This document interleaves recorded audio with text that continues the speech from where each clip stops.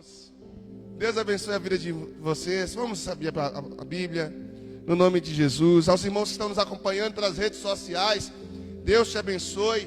Eu vou te dar aí, 30 segundinhos para você compartilhar o link da pregação com alguém que você entende que precisa ouvir a palavra de Deus.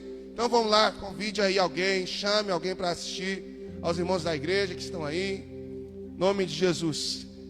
Êxodo capítulo 14, é uma palavra, um texto que eu já preguei aqui, já li com os irmãos, mas eu quero trazer algo de Deus para a sua vida, na noite de hoje, nesse texto. Êxodo capítulo 14, a partir do versículo 15, para a glória de Jesus. Aliás, versículo 1, irmãos, vamos começar do versículo 1, para a glória de Deus.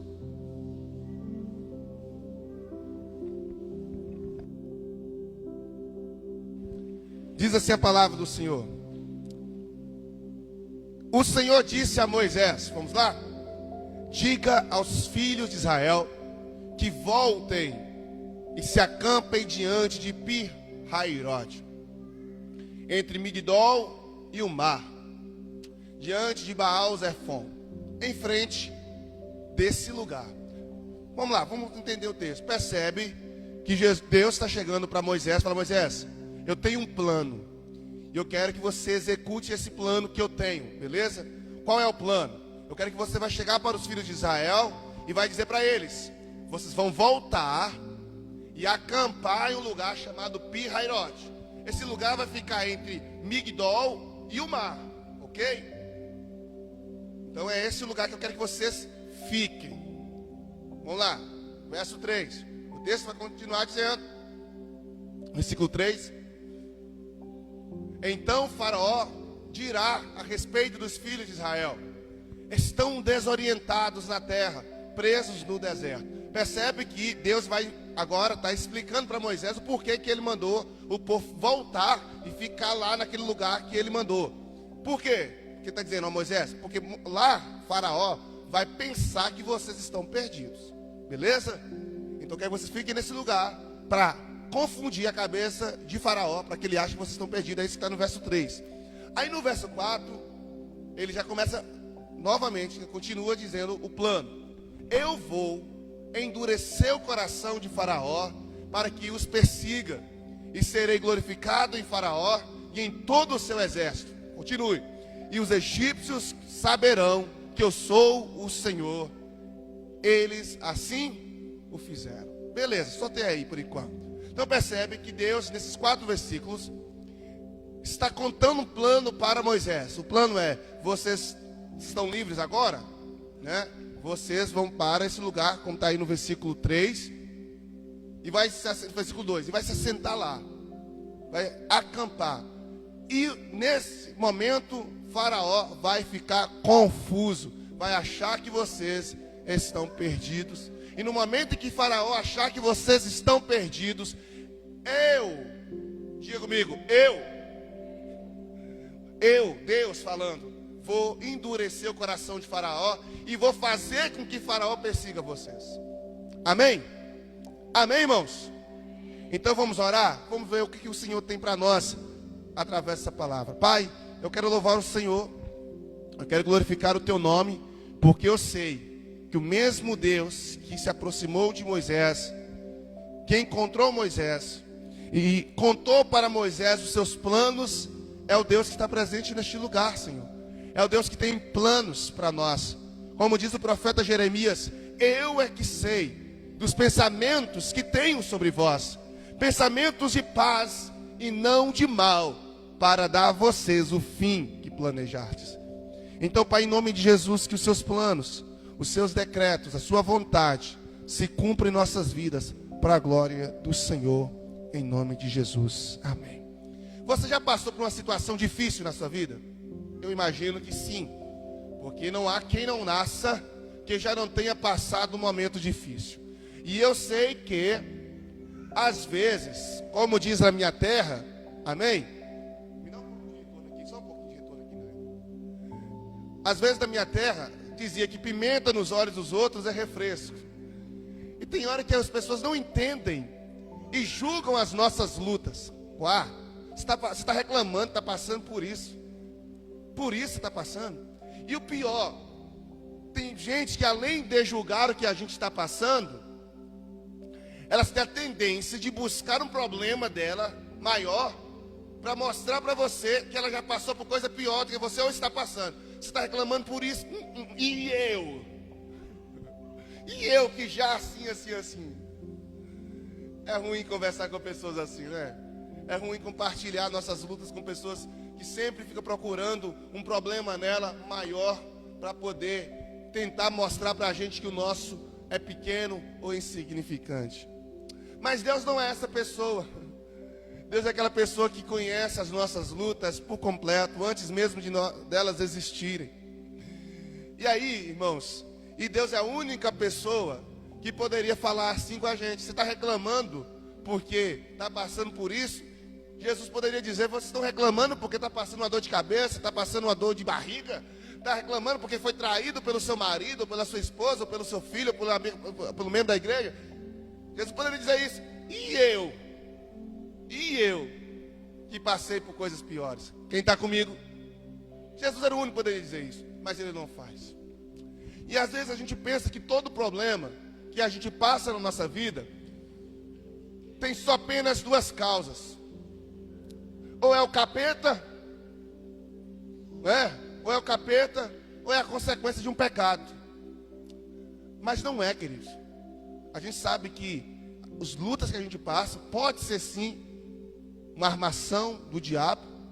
O diabo pode entrar no coração de uma pessoa no sentido de induzir através do sistema, através da corrupção do próprio coração do homem, a fazer coisas contra a gente. A Bíblia diz que quando Jesus molhou o pão e deu para Judas comer, a Bíblia diz que naquele momento, quem está comigo? O diabo entrou no coração de Judas. E foi naquele momento que Judas se levantou para ir trair Jesus. Não é isso? Então a gente sabe que pode acontecer. A gente sabe também que podemos estar passando por luta por consequências de pecados nossos. Inúmeras as vezes a gente está passando por circunstâncias porque nós que procuramos. Mas eu quero falar que tem luta que Deus que arma para você. Tem lutas que é Deus que arma para você, sabe? Você não pediu. Você está até certinho com Ele, mas Ele decide armar para você. Te dá dor de cabeça. E a pergunta que talvez venha é: por que Deus arma para a gente? Por que Deus vai fazer isso? Você percebeu que nos 4 versículos que nós lemos, o povo já estava livre, irmãos. Se você leu o capítulo anterior, o povo já tinha sido liberto do Egito.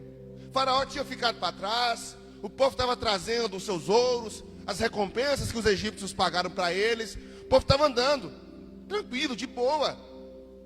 Aí Deus para o povo, aliás, para Moisés no meio do caminho e fala: Moisés, me dá uma vontade de fazer um negócio e você vai ser meu cúmplice nesse negócio. Estou contemporizando. O que é, Deus? Então, você vai chamar o povo e mandar o povo voltar e assentar lá entre Pi-Hahirote e o mar. Ok? Eu quero que vocês fiquem ali. Moisés talvez poderia perguntar para Deus: mas por que o Senhor está mandando a gente assentar aqui? E Deus fala para ele: porque eu quero arrumar um problema para vocês. Um mega de um problema. E o problema que eu quero arrumar para vocês é porque eu quero endurecer. Tem hora que o diabo que endurece o coração das pessoas, mas também tem momentos que Deus que endurece. Eu vou endurecer o coração de Faraó. Isto é, eu vou manipular. Essa é a palavra. Eu, Deus, vou fazer com que Faraó, que está lá no canto dele, fique arrependido de ter libertado vocês, e ele vai vir persegui-lo. Vai tocar o terror. Por que Deus ia fazer isso? Eu quero te falar no nome de Jesus, querido. Eu vou te dar 5 motivos porque Deus às vezes faz com que o ímpio toque o terror contra a gente. Eu vou te dar 5 motivos, e nesses 5 motivos, ao final dele, eu quero que você tome consciência do que Deus está permitindo. E quando você estiver passando por um momento difícil, quando você estiver passando por uma luta, quando você estiver passando por um novo desafio, por uma circunstância, lembre para a glória de Jesus esses 5 motivos. E em vez de você murmurar, glorifique a Deus. Amém? Vamos lá? Quem está comigo? Então aplauda Jesus e dá uma glória bem forte aí. O texto nos apresenta 5. E eu vou falar rapidamente nos 5. Que eu estou sem relógio aqui em cima. Meu celular está gravando. Depois me dá um celular para mim, uma dessas. Me dá aqui. Porque senão eu vou pregar até amanhã. Com o relógio, às vezes já passa do horário. Amém. Então vamos lá, irmãos. Versículo 4. Vamos lá então, em nome de Jesus. Primeiro motivo. Está aí. Eu vou endurecer o coração de Faraó. Para quê? Para quê? E aí Deus já fala o primeiro motivo. Por que ele vai fazer isso? Continuação do versículo diz. Alguém pode glorificar ele então, em nome de Jesus? Entenda uma coisa. A luta não é para você murmurar. O dia mau não é para te fazer murmurar. Não é para você questionar. Às vezes, querido, a gente começa a interpretar. Olha bem, quando você tem a percepção errada do fato, a sua conclusão logicamente vai ser errada. Quando o seu entendimento não é verdadeiro, por lógica, a sua conclusão sobre isso não será verdadeira. Nós temos uma percepção de que as lutas, elas vão nos destruir. A primeira coisa que a gente percebe. E não é só problema seu não, irmão. Isso é comigo. Acontece isso comigo. Aconteceu por exemplo, com Elias. Imagina, você está orando e fala: Deus, mostra para esse povo que o Senhor é Deus e derrama fogo do céu. Nessa oração, Deus vai e responde, manda fogo do céu, destrói, mata 450 profetas de Baal, queima o sacrifício, dá uma grande vitória para Elias. Show de bola. Elias poderia sair ali mega, hiper, super feliz. Só que Jezabel fica sabendo lá no palácio que Elias, através da oração de Elias, Deus matou os seus profetas, né, os profetas de Baal. Quem que ela fala lá no palácio? Que o Senhor me faça a mesma coisa que fez com os profetas, se amanhã a cabeça de Elias não tiver sido cortada. O camarada, pela glória de Jesus, de Deus, destrói 450 homens. E ele treme na base com a ameaça de uma única mulher. O texto diz que quando Elias fica sabendo da ameaça de Jezabel, Elias foge, entra numa caverna e começa a questionar com Deus e fala: Deus, o Senhor mataram todos os seus profetas, só eu fiquei, e agora quer me matar por ainda. Elias me questionou. Eu já disse aqui inúmeras vezes para os irmãos, que os irmãos falam: Jó passou pela luta, pela prova, e não murmurou, não questionou. Quem disse isso para tu? Se você parar para analisar o livro de Jó tem 2 momentos na vida de Jó. 2 momentos em relação ao início da sua adversidade. O primeiro momento é quando o diabo vem, tira tudo o que ele tem, as suas posses. Quando o diabo tira as suas posses, inclusive mata os filhos, a Bíblia diz que em nenhum momento Jó questiona. Aí o capetão volta para Deus e fala assim: ele não murmurou porque você tirou o que ele tinha, mas não tirou a vida. Ele falou: a vida não, hein? Mas eu vou te dar uma permissão. Toca na saúde dele. Toca lá no corpo dele. Só não mata. O que aconteceu com Jó quando ele viu o corpo dele todo coberto de feridas e fede? Ele morando no lixão da cidade, porque era o único lugar que o cheiro dele não incomodava ninguém. Ele diz: maldito foi os seios que eu mamei. Imagina o camarada, ele está amaldiçoando o seu nascimento. Ele diz: para que nascer nessa situação? E se você talvez não leu todo o livro de Jó, porque tem que ter paciência para ler o livro de Jó. O livro de Jó existe em três fases nele, que é a primeira da enfermidade, o segundo a aprovação, e lá no final, no capítulo 42, a restituição. Nessa fase da aprovação, que a gente não sabe quanto tempo com certeza foi mais de uma semana, porque em uma semana só os amigos dele chegaram e ficaram lá, parados olhando para ele, sem falar nada, só se compadecendo. Uma semana. Então a gente sabe que foi mais de uma semana de sofrimento. Nesse período, Jó só questiona a Deus. A ponto de Deus falar: pô, Jó, você está questionando comigo? Onde você estava quando eu lancei os fundamentos do mundo, Jó? Leia Jó capítulo 37, você vai ver as respostas que Deus dá para Jó. É louco, gente, é coisa maravilhosa. Então nós como seres humanos, quando vem uma luta, quando vem uma aflição, a nossa tendência natural é questionar, é argumentar com Deus, é caçar um porquê daquilo. Mas o primeiro motivo pelo qual Deus está nos trouxendo aqui hoje, e talvez eu não sei como foi a sua semana, talvez foi tão difícil, ou talvez você está tendo um ano péssimo, talvez seja está sendo o pior ano da sua vida. Eu quero te falar, sabe por que está acontecendo isso? Porque Deus está sendo glorificado mesmo quando você não está entendendo. Tudo acontece, irmãos, na sua vida com um único motivo. O que está acontecendo? Para a glória de Deus. Deus está dizendo, eu vou levantar o faraó contra você, porque eu serei glorificado em faraó. Eu quero te falar que Deus está sendo glorificado na sua luta. Deus está sendo glorificado na sua vida. E talvez você não está entendendo o porquê, mas você vai compreender, são 5, estou falando apenas do primeiro. Deus está sendo glorificado nisso. Então, em nome de Jesus, não estou te falando para você aceitar com passividade o problema. Não é isso. Busque resolver. Ore a Deus, clame a Deus, continue buscando ao Senhor e continue buscando as soluções, mas entenda que em todas as circunstâncias, por mais desafiadoras que elas são, o primeiro motivo pelo qual Deus permite que nós passemos por ela é para que Ele seja glorificado. Esse é o primeiro motivo.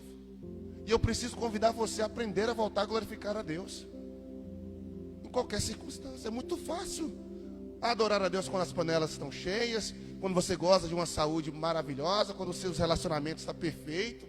É muito bom estar na igreja quando o ambiente da igreja está top, os jovens estão lá, todo mundo envolvido, empolgado. Irmãos, a fé, ela é testada na escassez. O comprometimento é testado na escassez. Tem hora que a gente, vou pegar aqui os jovens como exemplo, a gente vê as galera toda envolvida e tal, quando o jovem está lá fazendo teatro, fazendo dança, fazendo culto de jovem, tudo envolvido, todo mundo quer participar. Mas quando o grupo está capenga, quando está só uma luta para juntar uns para comer pipoca e assistir um filme, está uma luta, não vou não, porque já está muito desanimado. Ou as mulheres, ou os homens, a igreja. Eu quero te convidar no nome de Jesus a entender que as circunstâncias que permeiam as nossas vidas, elas não é para abafar a nosso motivo de gratidão e glorificar a Deus. Pelo contrário, é para mostrar que mesmo na escassez, Deus continua sendo Deus. E Ele requer que nós continuemos glorificando o nome dEle. Mas o texto continua dizendo uma outra coisa. Nesse aí, você percebe que Deus diz, eu serei glorificado em Faraó e os egípcios saberão que eu sou o Senhor. Então entenda primeiro o motivo, que tudo que acontece em uma igreja tem que ser para a glória de Jesus. A Bíblia diz, quer comais, quer bebais ou fazer qualquer outra coisa, fazeis. A gente precisa entender uma coisa, irmãos, que as pessoas, nós como ministros, nós como membros da igreja, nós não temos nenhum outro objetivo em estar aqui senão para a glória de Jesus. Eu não me preocupo com títulos. Pastor Patrick, ou amigo Patrick, enfim, não me importo com isso. Porque não é isso. Isso é vaidade, isso para mim não envolve. Não é o local. Se a gente está fazendo para a glória de Deus. Simples assim. Mas o texto continua nos mostrando um segundo motivo pelo qual eu vou adiantar. Vamos lá? Olha o texto comigo, queridos. No versículo de número 10. 10.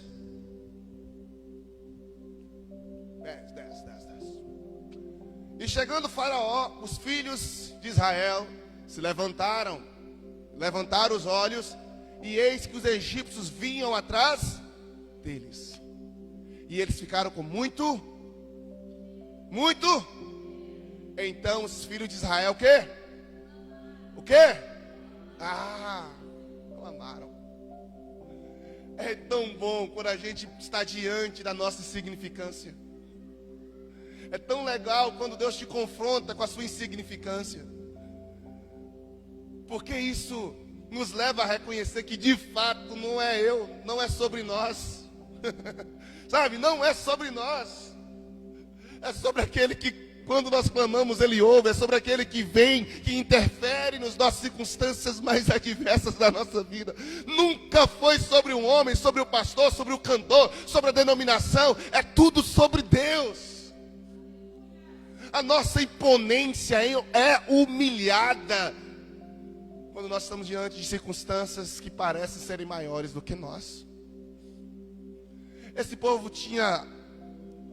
podia pensar em algumas estratégias de fugir de Faraó, mas todas essas estratégias foram anuladas pelo próprio Deus. Os irmãos, irmãos, na segunda-feira nós estamos aqui com a matéria Geografia Bíblica, e após essa matéria nós vamos estudar Pentateuco. Vai ser fenomenal. Vocês vão ver, vocês vão conseguir enxergar nessas matérias aqui isso que eu estou pregando na prática lá, ó, vendo imagens, e vai ser top. Então eu recomendo que venham na segunda-feira, porque quando você olha a geografia desse lugar, você percebe que Deus, quando ordena a saída deles lá do Egito, da região de Manassés, todo o trajeto, ainda na terra do Egito, todo o trajeto é apenas um carreiro, uma estradazinha não muito larga, mas em todo esse trajeto eles são cercados por altas montanhas. Desde quando sai da terra de Gozen, da região lá do Egito, do Alto Egito, passa em Manassés e vai descendo. Aí tudo isso é cercado por montanhas.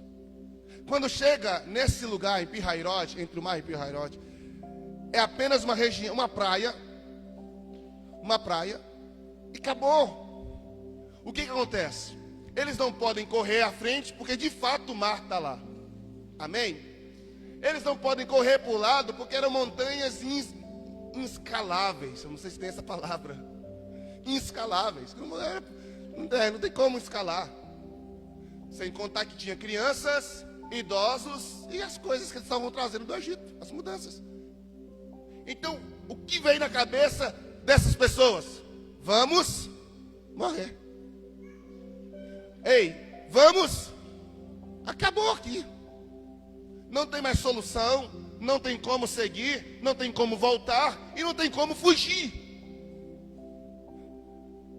E o pior, irmãos, também não tinha como se render. Não tinha como se render. Falou, eu me entrego, eu me rendo, Faraó, me leva de novo. Não tinha como fazer isso, porque Faraó já tinha com uma decisão: vou matá-los. Sabe o que Deus está fazendo? Confrontando Israel com a sua insignificância, dizendo, você é pequeno, cara.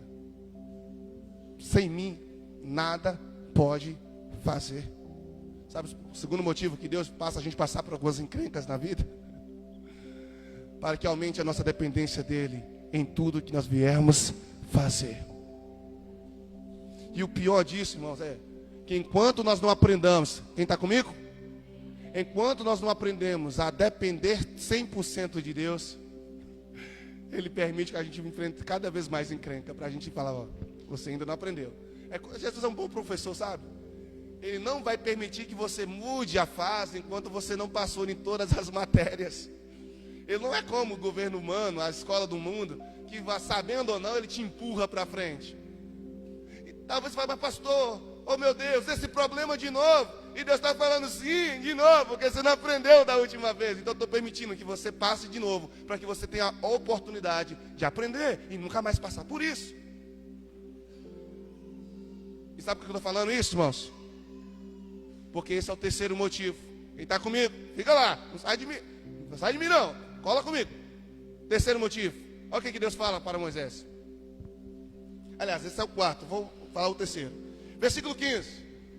Olha outro motivo aqui, que legal. Você está lembrando porque o primeiro motivo porque Deus te faz passar por uns pepinos na vida? Qual é o primeiro motivo? Para que Ele seja glorificado. Segundo motivo, para que aumente a sua dependência dEle. O povo viu e voltaram a clamar, voltaram a orar. Eu não sei quanto tempo que o povo estava sem orar, mas no momento que o B.O. apertou, eles voltaram a clamar. Mas o terceiro motivo, o texto diz para a gente no versículo 15.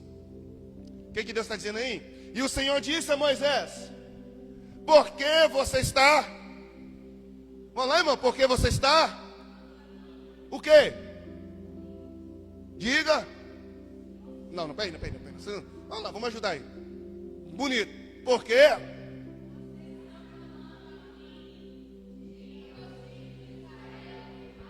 Sabe qual é o terceiro motivo porque Deus te faz passar B.O.? Você sair da zona do conforto. Tem hora que a gente pensa que as coisas só vão resolver na oração. A oração tem que estar presente em tudo, mas não é só orar. Eita lasqueira. Não é só orar, meu irmão. Deus está falando, você está orando. Eu não estou desprezando a sua oração. Eu não estou dizendo que você precisa abandonar a oração. Mas eu estou falando que está faltando ação nesse negócio. Está faltando você sair dessa bolhazinha do ai meu Deus, eu vou morrer. Sério? Sério mesmo que nós estamos achando que vamos mudar o mundo apenas de joelho? Sério mesmo que a Almenara vai ser salva apenas se reunirmos nas quartas e domingo e fazer o nosso culto ao Senhor, orar nas terças-feiras? A Almenara vai ser salva. Por quê? Porque nós estamos orando. Vai. Inocente que somos, né? Não vai. A Almenara não será salva, sabe por quê? Porque não é só de oração, é ação. Eu preciso te lembrar de novo da história em Atos, do capítulo 1 ao capítulo 6, que eu já falei aqui umas 300 vezes. Quem está comigo? Deus mandou a perseguição em Jerusalém, por quê? Porque o povo estava acomodado, não sim ou não? Acomodado. Encheu do Espírito Santo, todo mundo vivendo ali debaixo da tutela dos apóstolos. Maravilha, né? Coisa legal, não é isso? Tem o pastorzão lá para cuidar de mim, levantou os diáconos. Mas Deus está falando assim: não é isso não, vocês estão entendendo errado. Quem está comigo? Atos 1:8 diz o quê?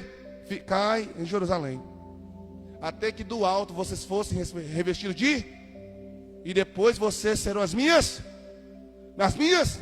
testemunhas, tanto em Jerusalém, na Judéia, Galileia, até os confins. Deus está falando: meu filho, você vai orar.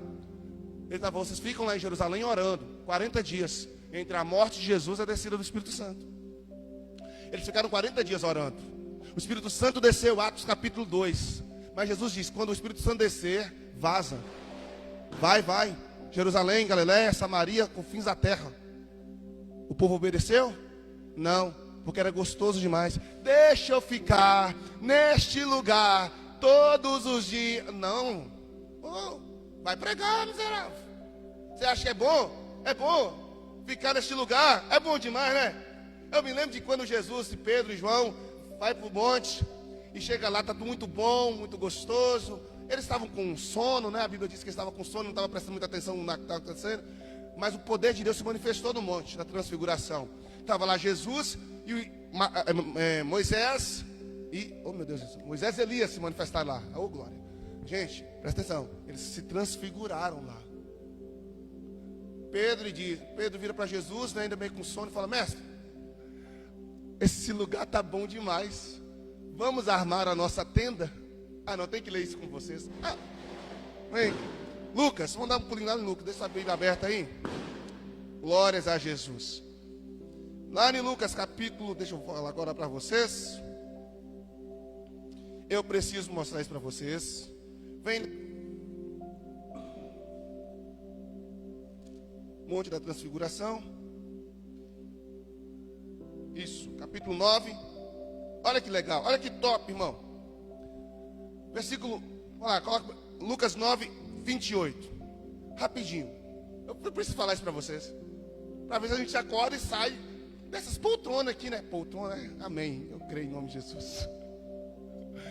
Cerca de 8 dias depois de proferidas essas palavras, Jesus levantou consigo quem? Pedro, João e Tiago, e subiu ao monte. Qual era o propósito? Legal. Orar. A mesma coisa que o povo de Israel está fazendo, clamando, orando, diante do problema, diante do pepino. Vamos orar. Mas no verso 20, 30 diz, continuando: 30.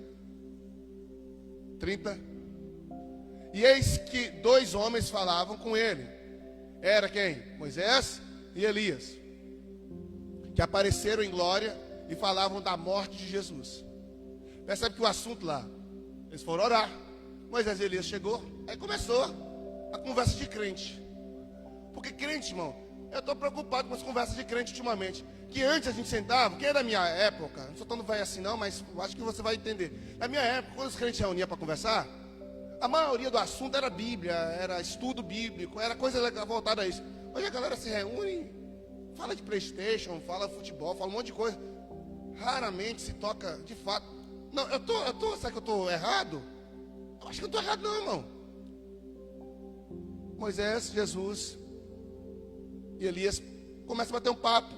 E talvez, eu não sei, talvez Moisés, Elias pergunta: mestre, está perto do senhor ir morrer, né, tal. Mas olha o que o texto diz. Pedro e seus companheiros estavam com sono.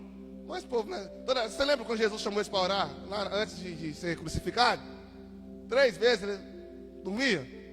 Esse povo não aguentava vigiar não, não vigiava, vigília com esse. Mas vamos lá, Pedro e seus companheiros caíram de sono, mas conservando-se acordados, viram o quê? Coisa maravilhosa, irmão. Imagina, não, irmão, imagine você lá. Está lá Jesus, com o rosto brilhando, Moisés e Elias, a glória de Deus. Os caras estavam com o quê? Com sono, irmão. Tem gente que sai da igreja: o culto hoje foi ruim, Deus ter sono. Não é culpa do pastor não, meu irmão. Jesus, Moisés e Elias, a glória de Deus. E Pedrão estava. Vai colocar a culpa no pastor, no culto, na igreja? É culpa sua. Não é? Com sono não. A glória de Jesus estava lá. Vamos lá no verso 33. E quando esses começaram a se afastar de Jesus, Pedro lhe disse. O que Pedro disse? Bom estarmos aqui. Que legal, que legal. Ele, mestre, bom estarmos aqui. O que ele pediu para fazer? Vamos fazer 3 tendas, vamos permanecer aqui. Uma para o Senhor, outra para Moisés, outra para Elias. Mas aí Lucas, que é o que está escrevendo esse livro, diz: sabe de nada, inocente. Em outras palavras é isso. Porém Pedro não sabia o que estava. Loucura, porque não é para isso. Nós não oramos para acomodar. Nossa oração é para nos fazer agir. Entende? O que Deus está falando para Moisés é isso. Por que você está orando, meu filho? Está na hora de agir. Está na hora de levantar. Bora. Está na hora de fazer o que eu mandei você fazer. Tem uma galera que fica aí: não, estou orando. É igual quando o menino está querendo pedir a menina em namoro. Estou orando. 1 ano, 2 anos, estou orando. Meu filho, vai lá pedir logo, senão chega outro que ora menos e pega. Estou errando. Deus está falando, está na hora de agir, começar a mover. Igreja, está na hora de começar a pregar. Quer ganhar homenagem para Jesus? Quer cumprir o propósito de meio em 5? Rapaz, então está na hora de começar a mover, gente. Voltando ao texto de Êxodo, é isso que o Senhor está falando para Moisés. Por que está clamando a mim? Diga ao povo que marchem. Está lá no texto, verso 15 de Êxodo. Diga ao povo que marchem. E você, Moisés, você, levante o seu bordão, estenda a mão sobre o mar, e as águas se dividirão. É isso que o texto está lá falando para nós. Você vai dar ordem para o povo para caminhar, e você vai fazer o que eu mandei, estender a sua vara sobre o mar, e o mar vai abrir. É isso aí, Êxodo capítulo 14, verso 15. Então, para de ficar apenas. O que Deus está falando aqui? Não é para você deixar de orar. A sua oração tem que estar acompanhada de ação. É o que Tiago diz: a fé sem obras é morta, é nula. É nula. Ora para Deus tirar das dívidas, mas continua comprando fiado, no cartão, parcelado 10 mil vezes. Não tem oração que resolve isso, não, meu irmão. É conversão. Entende isso? A gente precisa entender esse detalhe. Então vamos lá, vou ver se está lembrando aí as lições que nós estamos aprendendo hoje. Quando você está enfrentando uma circunstância difícil, um BO da vida, um problemão. O porquê? Primeiro, porque glorifica a Deus. Segundo, para que aumente a sua dependência do Senhor. E terceiro, para que te tire da zona de conforto. Essa bolhazinha é tão bom. É tão bom ser esse membro, né? Tem gente que, você já falou assim, a partir de hoje só vou para a igreja, assistir o culto, eu não quero me envolver com nada. Melhor dos mundos. Mas enquanto você está aqui, você precisa lembrar que o Senhor te chamou para alguma coisa. Mas existe um quarto motivo. Amém? Sim ou não? Versículo de número 17. O texto diz: eis que vou endurecer o coração dos egípcios para que venham atrás de vocês e entrem no mar. Amém? E serei glorificado em Faraó e em todo o seu exército, nos seus carros de guerra e nos seus cavaleiros. E os egípcios saberão que eu sou o Senhor quando for glorificado em Faraó, nos seus carros de guerra e nos seus cavaleiros. Então, verso 19: o anjo de Deus, que ia adiante do exército de Israel, se retirou e passou para trás. Para onde? Para trás deles. Por que o anjo passou para trás deles? O problema da frente tinha resolvido, sim ou não? Sim. O mar tinha se aberto. Agora o problema estava onde? Lá atrás. O anjo que protegia a frente agora vai proteger a retaguarda. Quarto princípio que você precisa aprender aqui nesse texto: Deus te permite passar por BO, pepino, dificuldade, para que você aprenda que nunca estará sozinho. Você pode aplaudir Jesus por isso? Porque você é top demais. Nunca vou ficar sozinho. O povo não estava percebendo. Eles não estavam compreendendo. Mas Deus está falando: relaxa, eu vou ser glorificado. Em todo o tempo Deus está falando: eu vou solucionar a circunstância. Eu estou trabalhando mesmo sem você ver. Eu estou cuidando do problema que está à sua frente, é o mar. Mas eu não deixei também de cuidar dos problemas que ficaram para trás. Eu estou resolvendo, porque nem todos os problemas se resolvem de uma vez só. Tem sequelas, tem cicatrizes, tem circunstâncias. Quantos aqui não carrega marcas? Seja grato pelas suas marcas. Mostra que você já passou pela batalha. As marcas falam das nossas guerras, das nossas lutas, dos nossos labores passados. Elas nos deixam o aprendizado de que eu tive diante de uma morte. Amém? Diante de uma circunstância difícil. Mas o meu Deus, o meu Senhor me livrou e me guardou. E Ele continua livrando e guardando. Como você vai aprender e vai saber que Deus está te ajudando se você não tem momentos que precisa de ajuda? Como você vai compreender que Deus está lutando por você se você não tem guerra, se você não consiga vencer? Não fecha. Se todas as lutas e guerras que você enfrente for circunstâncias que você consegue resolver, você nunca vai compreender que Deus fez por você. Então Deus permite que você enfrente guerras que ao seu olhar são impossíveis, para que você entenda que foi a mão de Deus e não você. Foi isso que ele disse para Josué e para Gideão, melhor dizendo aqui. Lembra quando Gideão é convocado por Deus para lutar contra os midianitas? Gideão vai lá com todo afã, ansiedade, e convoca 32 mil homens, o exército forte de 32 mil homens. Aí Deus falou assim: é muita gente, Gideão, é uma galera muito grande e esse povo vai te atrapalhar. Faz o seguinte, manda voltar os tímidos, os medrosos, manda eles voltar para casa.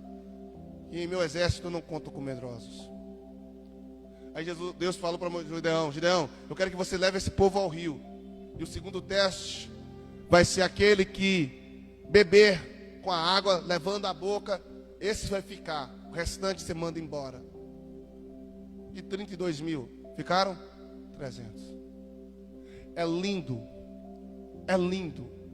o que Samuel escreve no livro de Juízes.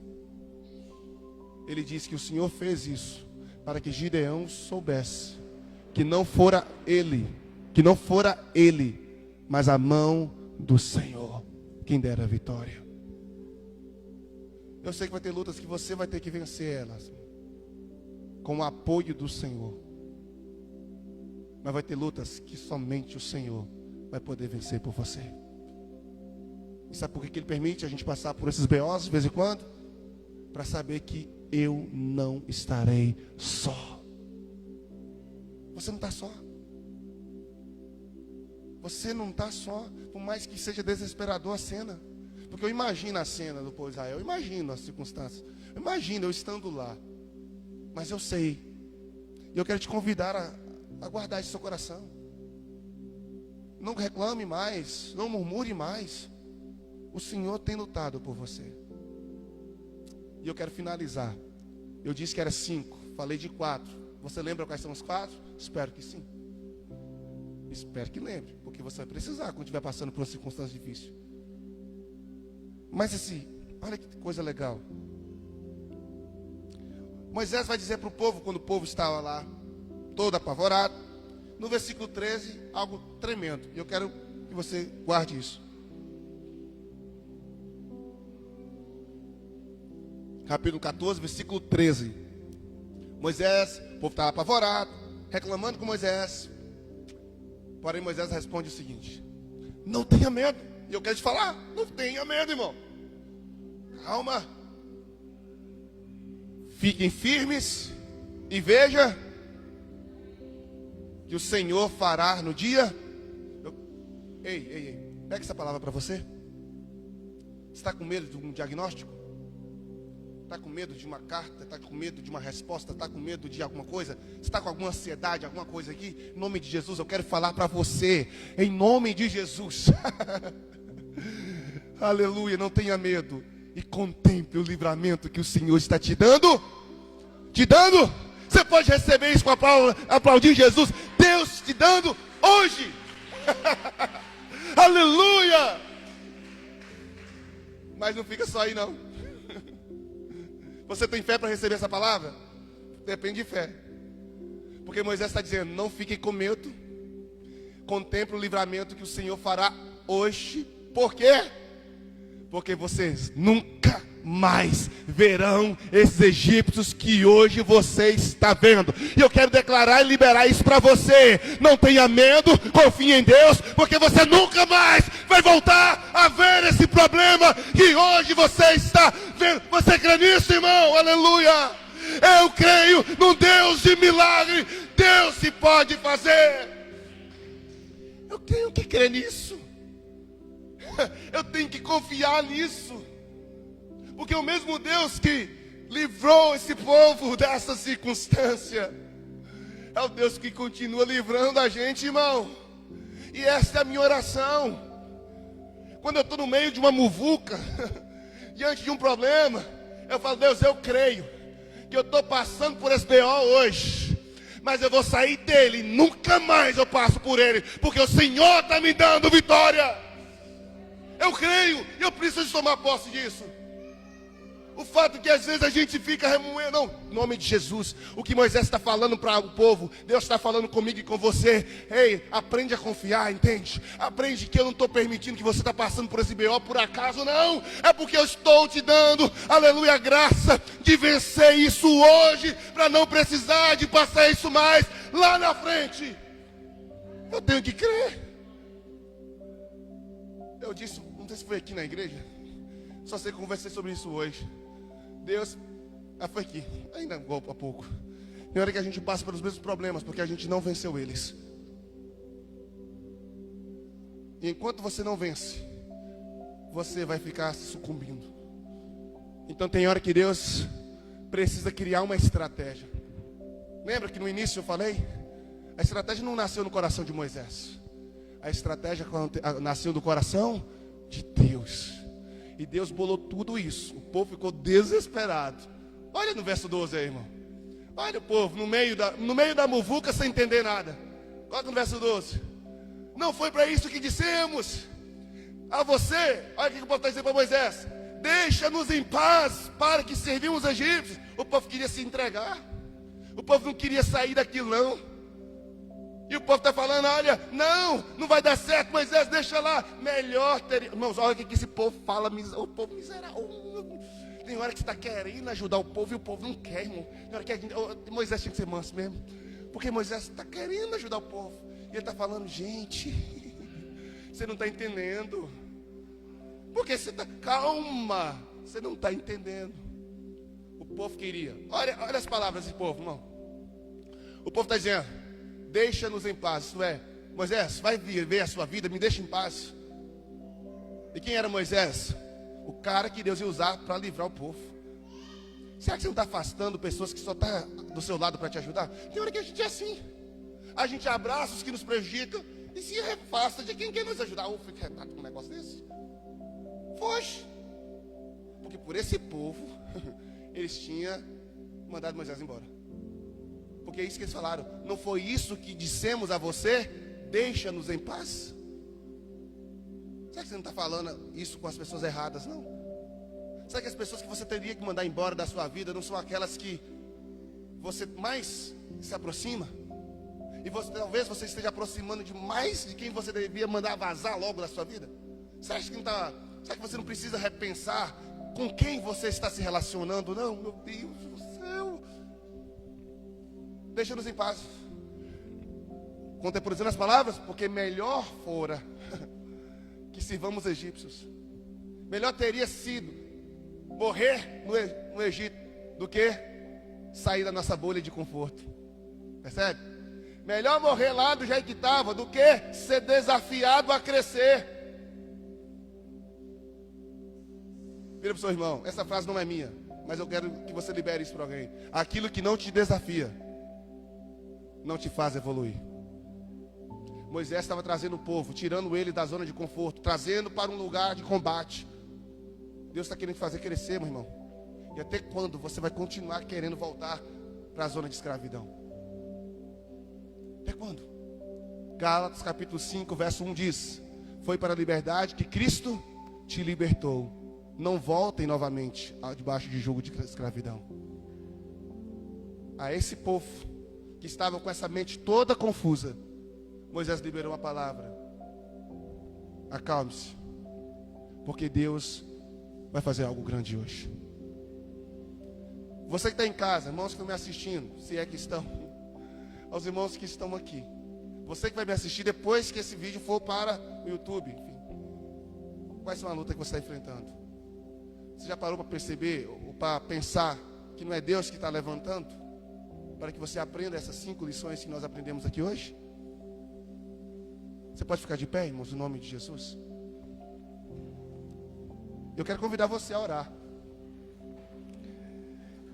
E eu quero convidar você a aceitar. Amém? Aceite. E aceite. Aceitar o que, pastor? Aceite o desafio da mudança. Amém, irmãos? Aceite o desafio de abrir mão de si mesmo. Aceite o desafio de voltar a clamar a Deus.